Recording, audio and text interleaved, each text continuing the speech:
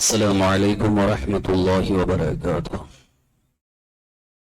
الحمد للہ رب العالمین والصلاة والسلام على سید الانبیاء والمرسلین وعلى آلہ واصحابہ اجمعین، اما بعد فاعوذ باللہ من الشیطان الرجیم، بسم اللہ الرحمن الرحیم۔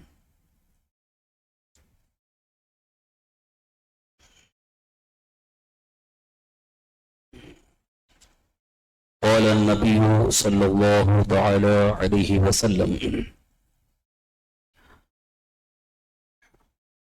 حدثنا عبد الله بن عبد الوهاب قال حدثنا حماد عن أيوب عن محمد عن ابن أبي بكرة عن أبي بكرة ذكر النبي صلى الله عليه وسلم قال: إن دماءكم وأموالكم، قال محمد وأحسبه قال: وأعراضكم عليكم حرام كحرمة يومكم هذا في شهركم هذا، لا ليبلغ الشاهد منكم الغائب.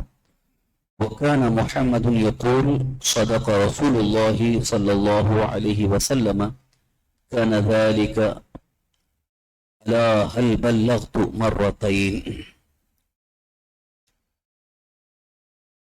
حاضرین محترم، حدیث بخاری شریف کی میں نے تلاوت کی ہے۔ کتاب العلم کی ایک حدیث ہے، حدیث نمبر 105۔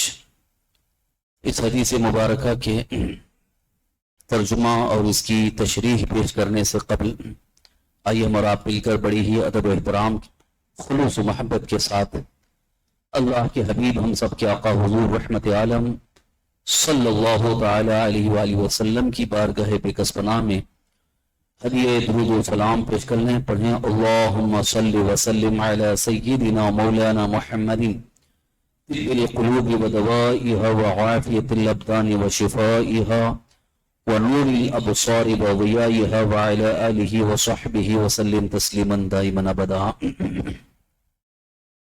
حدیث پاک بخاری شریف کی حدیث ہے، متفق علیہ حدیث ہے۔ اس کا ایک حصہ اس سے پیشتر بھی ذکر ہو چکا ہے، لیکن چونکہ یہ کتاب العلم میں علم کو پھیلانے اور علم کو دوسروں تک پہنچانے کی فضیلت کا یہاں پر ذکر ہے، اس لیے اس حدیث پاک کو حضرت امام بخاری رحمۃ اللہ علیہ نے یہاں پر ذکر کیا ہے۔ پہلی بات تو یہ میں عرض کرنا بہتر سمجھتا ہوں، چونکہ باب سے، عنوان سے جو تعلق ہے حدیث کا، اس سے مناسبت ہے وہ بھی ظاہر ہو جائے۔ اصل یہاں پر ایک عنوان قائم کیا گیا تھا کہ علم حاصل کرنا اور علم حاصل کرنے کے بعد دوسروں تک پہنچانا، یہ ایک بہت بڑی خدمت ہے، بڑا ہی اچھا مشغلہ ہے۔ یوں بھی علم دین حاصل کر لینے کے بعد اس کو چھپا کر کے نہیں رکھنا چاہیے، دوسروں تک پہنچانا چاہیے۔ الحمدللہ علماء اہل سنت جو بھی علم دین ان کے پاس ہے وہ دوسروں تک پہنچاتے ہیں۔ اسی کا نتیجہ ہے کہ آج علم دور دور تک پہنچ چکا ہے۔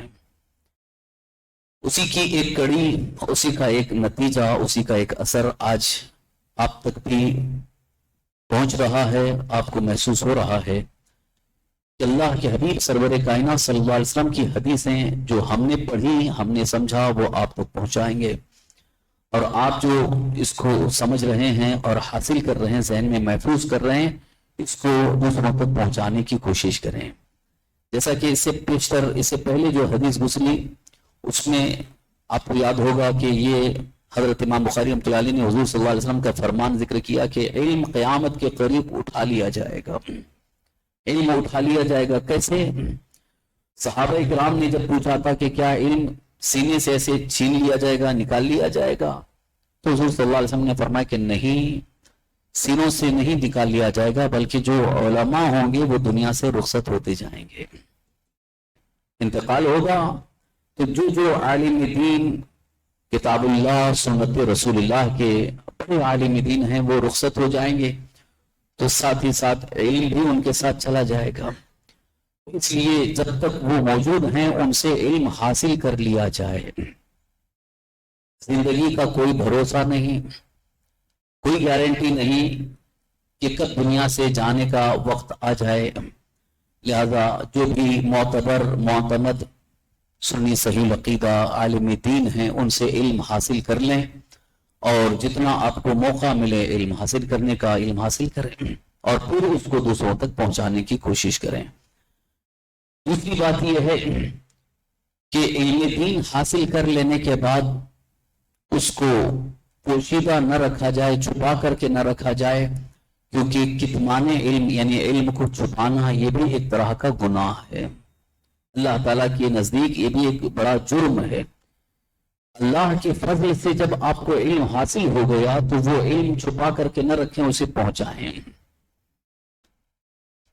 حدیث مبارکہ کا ایک مفہوم ہے، حضور اکرم صلی اللہ علیہ وسلم کا ارشاد گرامی ہے کہ جو علم اس لیے حاصل کرے تاکہ وہ دوسروں تک پہنچائے، علم دین حاصل کرے اور دوسروں تک پہنچائے، اسے 70 صدیقوں کا ثواب عطا کیا جائے گا. یعنی بڑا ثواب ہے. تو جس طرح ہمیں عبادت میں ثواب ہے، نماز میں، ذکر و اذکار میں، تلاوت قرآن میں، صدقات و خیرات میں ثواب ہے جو میدان محشر میں ہمیں کام آئے گا، ویسے ہی علم حاصل کر کے علم کو دوسروں تک پہنچانے میں بھی ثواب ہے. اب یہ ثواب کس انداز سے ہوگا وہ تو انتقال کے بعد پتہ چلے گا کہ وہاں اللہ تعالیٰ اپنے فضل و کرم سے راحت، آرام، سکون، عذاب سے نجات، یہ ساری چیزیں ثواب کے انداز میں اللہ تعالیٰ عطا فرماتا ہے. تو ابھی حدیث پاک جو آپ کے سامنے پیش کرنے جا رہے ہیں اس میں بھی حضور صلی اللہ علیہ وسلم نے اخیر میں یہی فرمایا، لِيُبَلِّغِ الشَّاهِدُ مِنْكُمُ الْغَائِبَ. جو شاہد ہے، شاہد یعنی جو حاضر ہے علم کی محفل میں، اس کی ذمہ داری ہے کہ وہ غائب تک پہنچائے. غائب یعنی جو موجود نہیں ہے، جیسے اپنے گھر والے ہیں، رشتہ دار ہیں، دوست و احباب ہیں، بچے ہیں، بیوی ہے، موجود نہیں ہیں، ان تک پہنچائیں. یہ پہنچانا بھی اب آپ کی ذمہ داری ہو جاتی ہے. اس حدیث پاک میں اسی چیز کا تذکرہ ہے، اور ساتھ ہی ساتھ حدیث کا جو مضمون ہے، حدیث پاک حضور صلی اللہ علیہ وسلم کے فرمان کا جو مضمون ہے، اس میں ایک بہت خاص چیز بیان کی گئی ہے کہ ایک مومن مسلمان جس کو ہم کہتے ہیں، جس کا ایمان عقیدہ صحیح ہو، اس کے بارے میں حضور نے فرمایا کہ مومن کی عزت و آبرو، یعنی مومن کی عزت اور اس کی آبرو، اس کی جان اور اس کا مال، یہ سب محترم ہے، قابل احترام ہے. اور تشبیہ کی حضور صلی اللہ علیہ وسلم نے یعنی کمپیر کیا کہ جس طرح سرزمین حرم، جہاں پر مکہ مکرمہ میں خانہ کعبہ ہے جس کو حرم کہا گیا، حرم کی زمین جس طرح محترم ہے، قابل احترام ہے، وہاں کسی نہ درخت کو کاٹا جائے گا، نہ جانور کو مارا جائے گا، وہاں کسی کو نقصان نہیں پہنچایا جا سکتا ہے. حرم کا جس طرح احترام ہے، حضور فرماتے ہیں کہ ایسے ہی ایک مسلمان کا خون بھی محترم ہے، اس کا مال بھی محترم ہے، اور اس کی عزت و آبرو بھی محترم ہے. تو یہ بہت ہی بڑی بات حضور اکرم صلی اللہ علیہ وسلم نے ارشاد فرمائی ہے. اب اس کا جو ایک بہت ہی عظیم اثر ہے اس کی طرف بعد میں آپ کی توجہ چاہوں گا. پہلے حدیث پاک کا ترجمہ آپ سن لیجئے، ٹرانسلیشن اس کا سن لیجئے، کتنا بہترین حضور صلی اللہ علیہ وسلم کا فرمان ہے. حضرت امام بخاری روایت کرتے ہیں، ہم سے حدیث بیان کی عبداللہ ابن عبد الوہاب نے، انہوں نے فرمایا ہم سے حدیث بیان کی حماد نے، انہوں نے ایوب سے، وہ محمد ابن سیرین سے، وہ ابو بکرہ سے، ابن ابو بکرہ سے، وہ ابو بکرہ سے. یہ حضرت ابو بکرہ صحابی رسول ہیں. پہلے تو عبد الوہاب، یہ عبداللہ بن عبد الوہاب ابو محمد حجاجی امام بخاری ان سے روایت کرنے میں منفرد ہیں. یہ بھی ایک اچھے مضبوط، یعنی جن کے اندر سارے شرائط موجود ہیں، ان کا حافظہ بھی مضبوط اور ان کی یادداشت بھی مضبوط ہے، ان کا عمل بھی بہتر ہے. یحییٰ اور دوسروں نے ان کی توثیق کی ہے. ابو حاتم نے کہا یہ صدوق ہیں، ثقہ ہیں۔ حضرت عبداللہ بن عبد الوہاب جن سے امام بخاری نے روایت کی ہے، یہ سن 228 ہجری میں وفات پائے۔ دوسرے راوی ہیں امام بخاری کے حماد بن زید، بصرہ کے رہنے والے ہیں۔ تیسرے نمبر پر ہیں حضرت ایوب سختیانی۔ چوتھے نمبر پر محمد بن سیرین، یہ تابعی ہیں۔ اور پانچویں نمبر پر یعنی حضور تک جو پہنچنے میں حضرت ابو بکرہ رضی اللہ تعالیٰ عنہ، تو یہ صحابی رسول ہیں۔ انہوں نے یہ روایت بیان کی، کہتے ہیں کہ ذکر النبی صلی اللہ علیہ وسلم قول، حضرت ابو بکرہ رضی اللہ عنہ ذکر نے کہا کہ ذکر کیا گیا کہ حضور نبی کریم صلی اللہ علیہ وسلم نے ارشاد فرمایا ان دماءکم و اموالکم، بے شک تمہارے خون اور تمہارے مال۔ حضرت محمد بن سیرین کہتے ہیں میرا گمان ہے کہ یہ بھی انہوں نے کہا ابو بکرہ نے، قال واعراضکم، تمہاری عزتیں آبرویں، علیکم حرام، تم پر حرام ہے، حرمت یومکم ھذا، جس طرح آج کا یہ دن حرمت والا ہے اور تمہارا یہ مہینہ حرمت والا ہے۔ پھر آگے ارشاد فرمایا الا خبردار، لیبلغ الشاہد منکم الغائب، جو حاضر ہے تم میں سے وہ غائب تک پہنچا دے۔ حدیث پاک میں حضور نے کیا فرمایا؟ تمہارے خون، تمہارے مال اور تمہاری عزت و ابرو حرام، حرام یعنی حرمت والے ہیں، قابل احترام ہے۔ اب کسی مسلمان کا خون نہیں کیا جا سکتا، کسی مسلمان کی عزت و آبرو پر حملہ نہیں کیا جا سکتا، یعنی ذلیل و رسوا نہیں کرنا ہے، اس کی عزت و آبرو کے ساتھ کھلواڑ نہیں کرنا ہے، اور مال کی بھی حفاظت کرنی ہے، اس کا مال ضائع نہ ہو، اس کے مال کو نقصان نہ ہو۔ اگر آپ حدیث پاک کی اس نقطے کو اگر آپ دیکھیں گے اور ذہن میں رکھنے کی کوشش کریں گے تو کتنا عظیم پیغام ہے رسول پاک صلی اللہ علیہ وسلم کا کہ فتنہ و فساد برپا کرنے سے حضور نے منع فرمایا۔ فتنہ و فساد کیا ہے؟ کہ ایسی باتیں پیدا کرنا یا ایسے معاملات کو لانا کہ جس سے کسی ایک مسلمان کی عزت و آبرو پر حملہ ہو، جان مارنے کی بات آ جائے، یہ سخت حرام ہے۔ اللہ تعالیٰ نے بھی قرآن پاک میں سخت حرام فرمایا ہے اور رسول پاک صلی اللہ علیہ وسلم نے بھی حرام فرمایا ہے۔ لہذا اگر اللہ اور اس کے رسول کے حرام کردہ کو کوئی حلال کرتا ہے تو معاذ اللہ اس کا ایمان تو ختم ہی ہو جاتا ہے، وہ معاذ اللہ کفر میں داخل ہو جاتا ہے۔ اگر کسی مسلمان کو کسی نے حلال جان کر کے قتل کر دیا تو اس کا قتل کرنا ہی یہ گناہ کبیرہ بھی ہوا، اور حلال جاننے کی بنیاد پر اب وہ مسلمان نہیں رہ جائے گا بلکہ وہ کافر ہے، مسلمان نہیں رہ جائے گا۔ لیکن قتل کرنے والا وہ دو نیتیں دیتا ہے، ایک تو یہ کہ حلال جان رہا ہے تب تو کافر ہی ہو گیا، لیکن حلال جان کر کے قتل نہیں کیا بلکہ اپنے دشمنی میں کہ اس سے دشمنی رہی یا اس سے کچھ تکلیف پہنچی یا اس سے کچھ معاملہ ہوا ہے قتل کر دیا، تو اس سلسلے میں تو سارے علماء کا فتویٰ یہی کہ وہ گناہ کبیرہ ہے، بڑا گناہ ہے جو کہ معاف نہیں ہے۔ وہ اگر توبہ بھی کرتا ہے تو اس وقت تک معاف نہیں ہے جب تک کہ اس کے وارثین کو اس کا بدلہ نہ دیا جائے۔ اگر اس مقتول کے وارثین بدلہ مال کے ذریعے لینے پر راضی ہو گئے کہ اتنا مال دے تو ہم راضی ہو جائیں گے، تو مال دے کر کے اگر اس کا کفارہ ادا کرتا ہے تب تو وہ معاف ہو جائے گا۔ لیکن اگر اس مقتول کے یعنی جس کو قتل کیا گیا اس کے وارثین اگر مال لینے پر راضی نہ ہوں تو شریعت اسلامیہ اور سلطنت اسلامیہ، اسلامی حکومت اگر ہو تو وہاں تو حاکم اسلام جو ہوگا ان کو اختیار ہوگا کہ اسے قصاص میں قتل کیا جائے گا، قصاص میں یعنی اس کے بدلے میں اسے بھی قتل کیا جائے گا جس نے قتل کیا، یہ احکام اسلام میں سے۔ لیکن ہندوستان میں ابھی چونکہ اسلامی حکومت نہیں ہے، اگر کسی مسلمان نے کسی مسلمان کو قتل کر دیا تو اس کے قتل کا حکم ابھی نہیں دیا جا رہا ہے۔ کیوں؟ اس لیے کہ حکومت اسلامیہ نہیں ہے، سلطنت اسلامیہ نہیں ہے، لیکن بہرحال قاتل پر اس کے قتل کا وبال رہے گا، میدان محشر میں اس کو اس کی سزا دی جائے گی۔ اس لیے سرکار دو عالم صلی اللہ علیہ وسلم نے فرمایا کہ ایک مسلمان کا خون تم پر حرام ہے۔ رہ گئی بات مال اور عزت و آبرو کی، آج کل جہاں تک نظر میں ہے، یعنی جہاں تک اپنا جائزہ لینے کے بعد قتل تو نہیں کرتے ہیں، لیکن دو چیزیں عام طور پر پائی جا رہی ہیں ہمارے معاشرے میں، یعنی جہاں بھی مسلم سماج ہے، مسلم سوسائٹی ہے، مسلم ماحول ہے، مسلمانوں کا معاشرہ ہے، وہاں دو چیزیں عام طور پر پائی جا رہی ہیں۔ یہ میں صرف یہی کی بات نہیں کر رہا ہوں، یہ عمومی طور پر پورے ملک ہندوستان میں جہاں بھی مسلم سوسائٹی ہے، وہاں میں جب لڑائی ہوتی ہے تو ایک دوسرے کی عزت و آبرو سے دونوں کھیلتے ہیں۔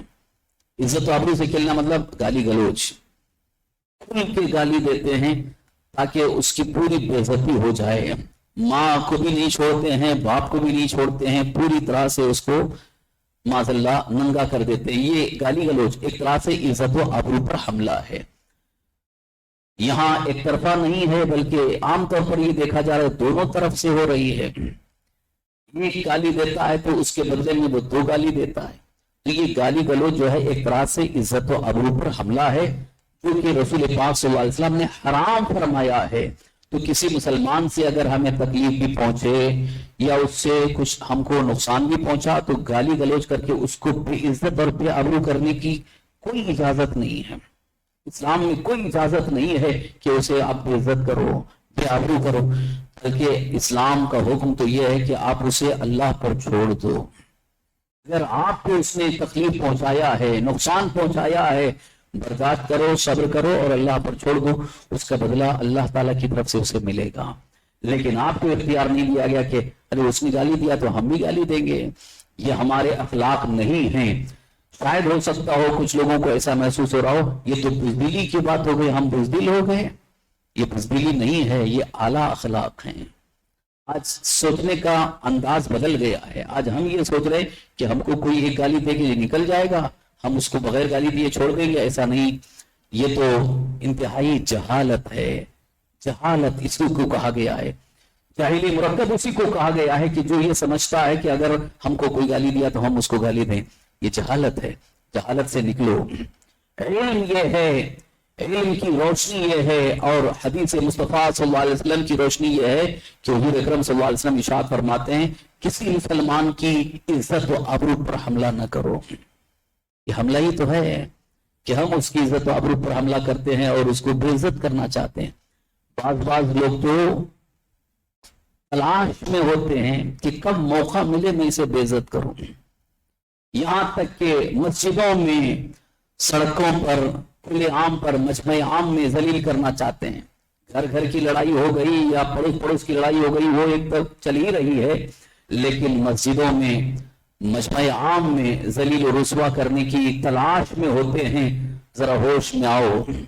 یہ بہت ہی نکتے کی بات عرض کر رہا ہوں۔ آج اگر کوئی ایک مسلمان کسی مسلمان کی عزت و آبرو پر حملہ کرتا ہے، ذلیل کرتا ہے، تو پھر کل وہی دوسری قوموں کے سامنے ذلیل و رسوا ہوتا ہے۔ یہ رسوا ہوگا کیونکہ اللہ تبارک و تعالیٰ اس کو بدلہ اس طور پر عطا فرمائے گا کہ آج تو نے ایک میرے مسلمان بندے کو ذلیل کیا ہے تو تو پھر میرے دشمن کے ہاتھ ذلیل ہوگا۔ آج دشمنوں کے ہاتھ ذلیل جو ہو رہے ہیں اس کی ایک وجہ یہ بھی ہے کہ ہم نے اپنی عزت و آبرو کا خیال نہیں کیا ہے، تو دوسری قومیں ہماری عزت و آبرو کا کیا خیال کریں گے؟ آپ کو ایسا لگتا ہے کہ یہ سب معاملات ایسے ہی ہو رہے ہیں؟ ایسے ہی نہیں ہو رہے ہیں، بلکہ یہاں پر ہم نے خود اپنی عزت و آبرو کا خیال نہیں کیا، جس کی وجہ سے آج دوسری قومیں ہماری عزت و آبرو کا کوئی لحاظ نہیں کرتے ہیں، وہ ہمیں بے عزت کرنا چاہتے ہیں، بے آبرو کرنا چاہتے ہیں۔ اور جو مسلمان اللہ کی رضا کے لیے اپنی اور اپنے بھائیوں کی عزت و آبرو کا لحاظ کرتا ہے، اللہ تعالیٰ اسے اپنے دشمنوں کے سامنے ذلیل و رسوا ہونے سے بچا لے گا۔ اس کی عزت و آبرو کی حفاظت اللہ کے ذمہ کرم پر ہے، اس لیے خیال کرو، لحاظ کرو، اور یہ گالی گلوچ کا سلسلہ بند کر دو۔ یہ آج بہت عام ہو چکا ہے۔ مسجد کے قریب میں رہنے والے، پاس پڑوس میں رہنے والے، ہم نے کئی مرتبہ سنا ہے کہ تھوڑی تھوڑی بات پر جھگڑتے ہیں اور ایسی گالیاں معاذ اللہ رب العالمین سن کر کے کبھی کبھی دل تڑپ جاتا ہے کہ مسجد کے قریب رہ کر کے بھی ان کو اتنا احساس نہیں، اتنی تربیت نہیں ہے، اتنا خیال نہیں ہے، گالی گلوچ کرتے رہتے ہیں۔ جن کو اللہ کے گھر کا لحاظ نہیں ہے، اللہ تبارک تعالیٰ اور اللہ کے رسول صلی اللہ علیہ وسلم کے فرمان کا لحاظ نہیں ہے تو پھر وہ دوسری قوموں کے پیروں کے نیچے رونتے جائیں گے. وقت آئے گا وہ دیکھیں گے کہ دشمنان اسلام کے پیروں کے نیچے وہ رونتے جائیں گے. اس کا لحاظ ابھی سے کرو کہ جب تک ہم خود اپنی حالت کو نہیں بدلیں گے اس وقت تک اللہ تعالیٰ ہماری حالت کو نہیں بدلے گا. قرآن پاک میں اللہ تعالیٰ کا فرمان ہے ان اللہ لا یغیر ما بقوم حتی یغیروا ما بانفسہم. اللہ تعالیٰ کسی قوم کی حالت کو اس وقت تک نہیں بدلتا جب تک کہ وہ خود اپنی حالت کو نہ بدلیں. یہ اللہ کا فرمان ہے. تو ہم نے بدلنے کی کوشش ہی نہیں کی بلکہ اور بگڑتے چلے جا رہے ہیں اور زیادہ اپنے اندر برائیاں آتی جا رہی ہیں. ابھی ایک کلپ ہمارے پاس آئی, کسی نے بھیجا ہے کہ آج ہمارے علماء جو ہے یہ صرف اور صرف یہ کہتے چلے آ رہے ہیں کہ دوسروں کی طرف جو تکلیف آ رہی ہے, پریشانی آ رہی ہے, وہ ہمارے کرتوت کی وجہ سے اور ہمارے اخلاق کی وجہ سے, لیکن یہ نہیں بتاتے ہیں کہ ظلم کا بدلہ ہم کیسے لیں. علماء یہ نہیں بتاتے ہیں کہ ظالم ظلم کر رہا ہے تو ظلم کا بدلہ کیسے لیں. یہ کلپ ہم تک بھیجا گیا. اب آپ ذرا سوچو, بھیجنے والا یہ تو ہم کو سمجھانا چاہ رہا ہے کہ قوم کو آپ یہ بھی سمجھاؤ کہ ظالم کا بدلہ کیسے لیں. مگر میرے پیارے ذرا آپ کو یہ معلوم ہونا چاہیے ظالم کے ظلم کا بدلہ لینے کے لیے آپ کے اندر وہ طاقت موجود ہونی چاہیے اور وہ طاقت آپ کے اندر ہے نہیں. وہ طاقت کب آئے گی؟ جب آپ کے اندر تقوی و پرہیزگاری پیدا ہوگی تو خود بخود آپ کی قوت ایسی ہوگی کہ ظالم خود شرمندہ ہوگا, ہاتھ اٹھانا نہیں چاہے گا. اپنے اندر پرہیزگاری پیدا کرو, یہ بہت بڑی طاقت ہے. کیونکہ سرکار دو عالم صلی اللہ علیہ وسلم کے صحابہ جب بھی میدان جہاد میں جاتے تھے تو حضور اکرم صلی اللہ تعالی وسلم پہلے انہیں نصیحت فرماتے تھے اپنے اخلاق و کردار اور اپنے تقوی و پرہیزگاری پر قائم رہو. یہ تمہاری سب سے بڑی طاقت ہوگی, اس لیے کہ اس طاقت کا کوئی مقابلہ نہیں کر سکتا ہے. یہ پرہیزگاری جو طاقت ہے اس کا کوئی مقابلہ نہیں کر سکتا ہے. یہی وجہ تھی کہ صحابہ اسی طاقت کو لے کر کے میدان بدر میں پہنچے تھے. ان کے پاس ہتھیار نہیں تھے, لیکن یہ پرہیزگاری اور جو اللہ اور اللہ کے رسول صلی اللہ علیہ وسلم کے فرمان کا لحاظ ان کے اندر تھا, وہ ایک اتنی بڑی طاقت تھی کہ بڑے بڑے دشمن ان کے سامنے زیر ہوتے نظر آئے. تو آج میں یہی نصیحت کرنا چاہوں گا کہ آپ اگر ظالم کا بدلہ بھی لینا چاہتے ہیں تو اپنے اندر وہ صلاحیت پیدا کریں. آپ کو ہاتھ اٹھانے کی ضرورت نہیں ہوگی, فرشتے کام پورا کر دیں گے. آپ کو ہاتھ اٹھانے کی ضرورت اس وقت آئے گی جب اللہ تبارک تعالیٰ کے حکم کے مطابق, فرمان رسول صلی اللہ علیہ وسلم کے حکم کے مطابق, فرمان رسول صلی اللہ علیہ وسلم کے مطابق جب ایسے احکام آ جاتے ہیں جس کو جہاد کہا گیا ہے, تو جہاد کا جب حکم آئے گا اور فتویٰ آئے گا, اس وقت آپ کو جو ہاتھ اٹھانے یا دشمنوں کا مقابلہ کرنے کا طریقہ سکھایا جائے گا. لیکن ابھی اس وقت فتوی جہاد ہے ہی نہیں. تو آپ یہ چاہتے ہیں کہ ہم حکم دیں کہ آپ تلوار لے کر کے میدان میں نکلو اور ظالم کا سر کاٹو. اپنے اندر خود اپنی اصلاح ہم نہ کر سکے تو دوسروں کا کیا مقابلہ کر سکیں گے. اس لیے شاعر نے بڑے اچھے انداز میں کہا ہے, دیوار کیا گری میرے خستہ مکان کی, لوگوں نے آنے جانے کا راستہ بنا لیا. دیوار کیا گری میرے خستہ مکان کی, لوگوں نے آنے جانے کا راستہ بنا لیا. ہمارے گھر کی دیوار ہم نے گرا دیا ہے, اب سب گھس کے آ رہے ہیں. ہم نے دیوار گرائی ہے اس لیے کہ ہمارا جو اتحاد تھا وہ اتحاد ختم ہو گیا, پارا پارا ہو گیا. اتحاد ہم نے ختم کیا, اب غیر کو موقع مل گیا, وہ گھس رہے ہیں اور اندر تک گھس کر کے ہم کو مار رہے ہیں. اور پھر ہم چلا رہے ہیں, ہماری کوئی حفاظت نہیں ہو رہی, ہمارا کوئی پروٹیکشن نہیں ہے, ہمارا کوئی سہارا نہیں ہے. یہ چیخنے چلانے سے کچھ نہیں ہوگا. پہلے اپنے آپ کو مضبوط کریں, ایمان و عقیدے اور عمل کے ساتھ مضبوط کریں. پھر کلمہ طیبہ کی دیوار جب قائم ہوگی, فصیلیں قائم ہوگی, دشمن مجبور ہو جائے گا قدم سر جھکانے پر, اور اس کے ساتھ ساتھ اللہ تعالیٰ کی مدد بھی ہمارے ساتھ ہوگی. تو یہاں پر سرکار دو عالم صلی اللہ علیہ وسلم نے جو صحابہ کو نصیحت فرمائی ہے اس کو اپنے دل کے کانوں سے سنو. حضور صلی اللہ علیہ وسلم جو اللہ کے حبیب ہیں, جن کو اپنی امت کا خیال ہے, اپنی امت کی فکر ہے, پیدا ہونے سے لے کر اپنی حیات ظاہری کے آخری وقت تک اپنی امت کا غم, اپنی امت کی فکر رہی, وہ رسول پاک صلی اللہ علیہ وسلم پیغام دے رہے ہیں اور حکم فرما رہے ہیں کہ تمہارا خون اور تمہاری عزت و آبرو تمہارے اوپر حرام ہے۔ جس طرح اسلامی مہینوں کے اعتبار سے شہر حرام ہے، رجب ہے، شعبان ہے، ذیقعد ہے، محرم الحرام، تو یہ مہینے جو حرمت والے مہینے ہیں اس میں جنگ بندی ہو جاتی ہے۔ سرزمین حرم حرام ہے، جس طرح محترم ہے، اسی طرح سے مسلمانوں کی عزت و آبرو اور خون بھی حرام ہے، محترم ہے، کسی پر حملہ نہ کیا جائے۔ اس کا آخری حصہ، اس حدیث پاک کا جو آخری حصہ ہے کہ حضور اکرم صلی اللہ علیہ وسلم نے ارشاد فرمایا الا لیبلغ الشاہد منکم الغائب، جو تم میں سے شاہد ہے، حاضر ہے، وہ غائب تک پہنچا دے۔ جب حضور صلی اللہ علیہ وسلم یہ حدیث بیان کر رہے تھے، یہ فرمان پیش کر رہے تھے، اس وقت جتنے صحابہ موجود تھے ان کو حضور نے فرمایا کہ جو بھی حاضر ہے، جو سنے ہیں، وہ دوسروں تک پہنچا دیں۔ لیکن یہ حکم قیامت تک چلے گا کہ حضور صلی اللہ علیہ وسلم کی حدیث جب بھی بیان کی جا رہی ہو، اس وقت جو بھی موجود ہیں، حضور صلی اللہ علیہ وسلم نے ان کو ذمہ داری دی ہے کہ اب یہ آپ دوسروں تک پہنچاؤ۔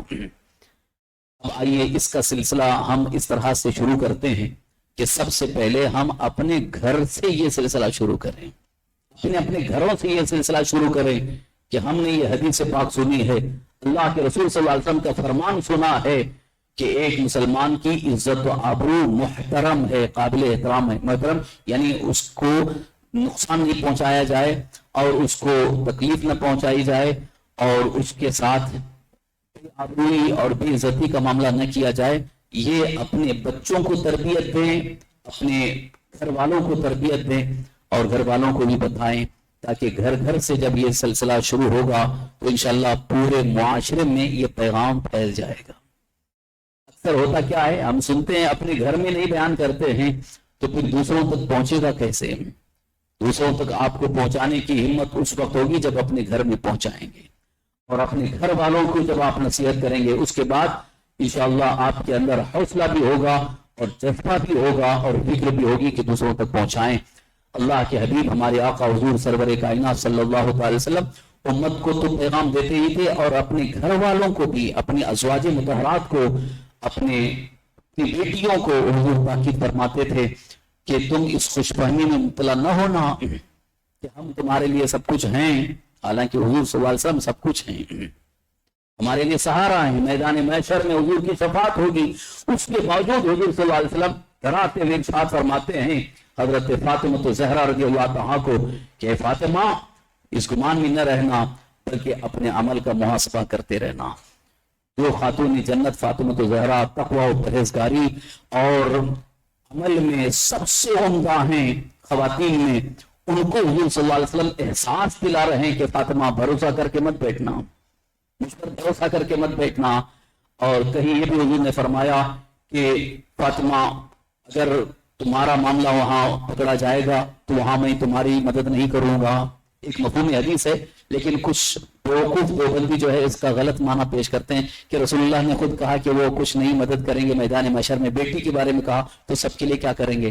تو وہاں یہ بتانا تھا کہ آپ بھروسہ کر کے مت بیٹھو بلکہ اپنے عمل اور کردار کو بہتر بناتے رہو، یعنی اللہ کی رضا کے لیے اللہ تعالیٰ کے حکم پر، اللہ کے رسول کے فرمان پر عمل کرو، یہ نہیں کہ تمہاری چھٹی ہو جائے گی بلکہ سب کی پکڑ ہوگی۔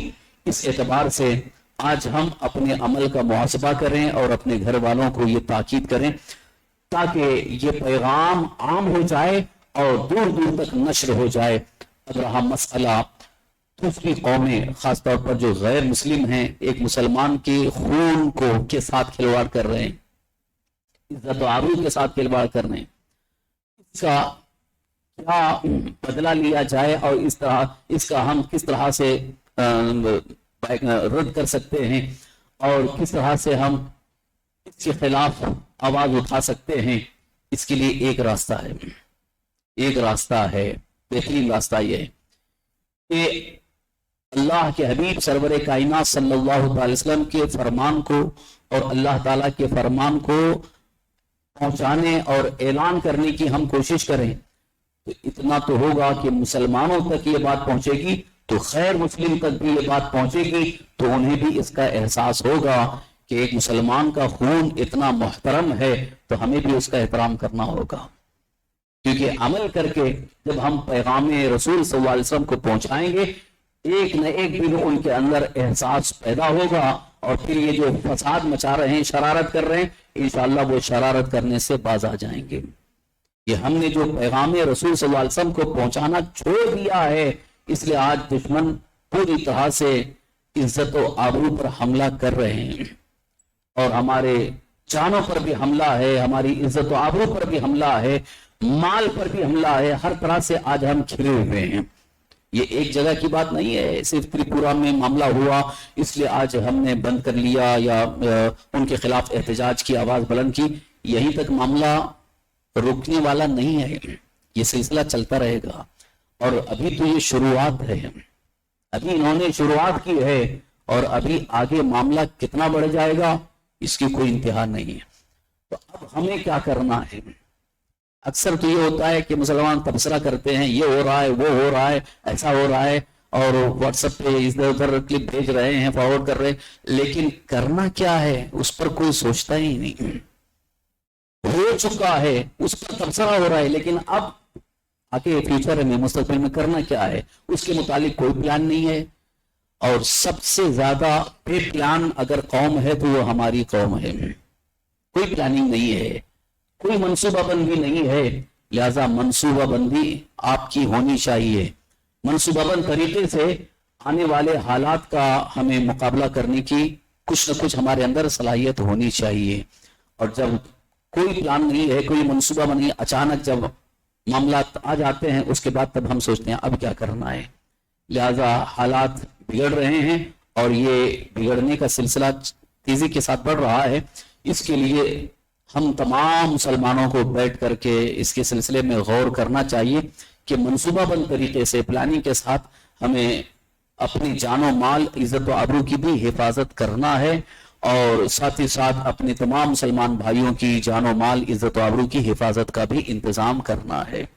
صرف اور صرف آواز بلند کرنے سے کام نہیں چلے گا، بلکہ اس کے لیے کوئی منصوبہ، کوئی پلان ہمارے پاس ہونا چاہیے، تاکہ اس کے ذریعے آنے والے حالات پر ہم کچھ نہ کچھ قابو پا سکیں۔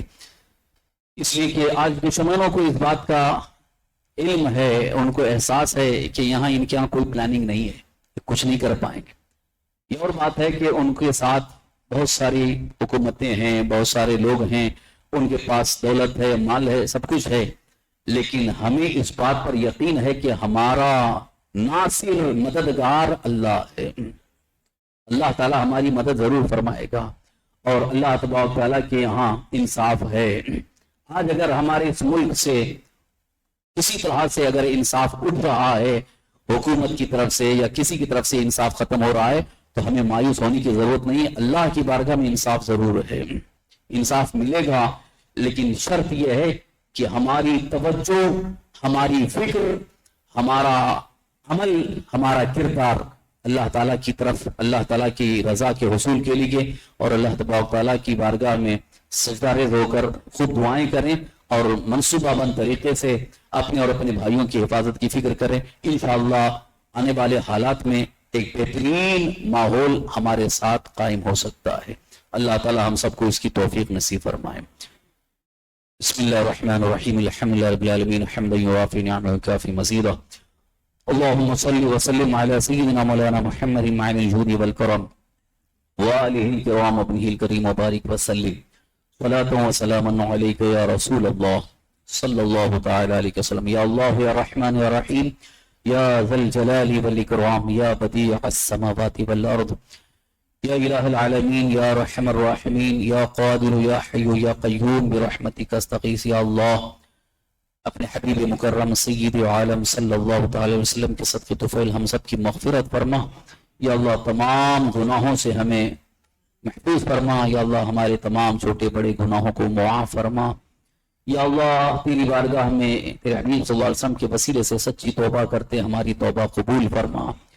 مولا تو قادر مطلق ہے، یا اللہ تو ہی قادر ہے۔ یا اللہ اپنی قدرت کاملہ سے، اپنے فضل و کرم سے ہم سب کی، تمام مسلمانان عالم کی حفاظت فرما، جان و مال، عزت و آبرو، دین و ایمان کی حفاظت فرما۔ یا الہ العالمین، یا رحم الراحمین، ہم میں جو بھی پریشان حال ہیں، مظلوم ہیں، جن پر ظلم ہوا ہے، بے گھر ہو گئے، بے در ہو گئے، ان کی روزی کے اسباب ختم ہو گئے، یا اللہ سب کی مدد فرما، ان پر کرم خاص فرما، یا اللہ ان کی بازیابی کے باز آبادکاری کے اسباب عطا فرما، یا الہ العالمین یا رحم الراحمین۔ ہم میں جو بھی بے روزگار ہیں، روزی کی تلاش میں ہے، رزق حلال کی تلاش میں، یا اللہ انہیں روزی کے اسباب عطا فرما، روزی کے دروازے ان پر کھول دے، روزی کے خزانے ان پر لٹا دے، یا الہ العالمین یا رحم الراحمین۔ یا اللہ ہم میں جو قرض دار ہیں انہیں قرض کے بوجھ سے نجات عطا فرما، یا الہ العالمین یا رحم الراحمین۔ یا اللہ ہم میں سے جس کی بھی اولاد بے راہ روی کی شکار ہے، غلط راستے پر ہیں، یا اللہ انہیں ہدایت عطا فرما، صحیح راستے پر گامزن فرما، صحیح راستے پر آنے کی توفیق نصیب فرما، یا الہ العالمین یا رحم الراحمین۔ تمام مسلمانوں کے اندر، تمام مسلم معاشرے میں، مسلم سماج میں، مسلم سوسائٹی میں، یا اللہ ایک دوسرے کی عزت و آبرو، جان و مال کی حفاظت اور احترام کی توفیق اور جذبہ عطا فرما۔ بے عزتی، بے آبروئی کے جو بھی خطرات و خدشات ہمارے ذہن و دماغ میں ہیں، یا اللہ ان سب کو دور فرما، یا اللہ ہمیں اتحاد و اتفاق عطا فرما، محبت و مودت ہمارے دلوں میں پیدا فرما، یا اللہ ہم سب کے دلوں میں آپس میں ایک دوسرے کی محبت و مودت پیدا فرما، یا الہ العالمین یا رحم الراحمین۔ اس حدیث مبارکہ کے درس کے صدقے میں ہم سب کی دنیا اور آخرت کو بہتر فرما دے، یا اللہ ہماری دنیا اور آخرت کو بہتر بنا دے، دنیا اور آخرت کی کامیابی اور بھلائی عطا فرما، یا اللہ ہمیں آخری سانس تک ایمان پر زندہ رکھ، ایمان ہی پر خاتمہ نصیب فرما۔ ربنا آتنا في الدنيا حسنة وفي الآخرة حسنة وقنا عذاب النار ربنا تقبل منا إنك أنت السميع العليم وتب علينا إنك أنت التواب الرحيم قال الله تبارك وتعالى في شان حبيبه الكريم أعوذ بالله من الشيطان الرجيم إن الله وملائكته يصلون على النبي يا أيها الذين آمنوا صلوا عليه وسلموا تسليما اللهم صل وسلم على سيدنا مولانا محمد معين الجود والكرم وآله الكرام وابنه الكريم وبارك وسلم صلاة وسلاما عليك يا رسول الله صلى الله تعالى عليه وسلم سبحان ربك رب العزة عما يصفون وسلام على المرسلين والحمد لله رب العالمين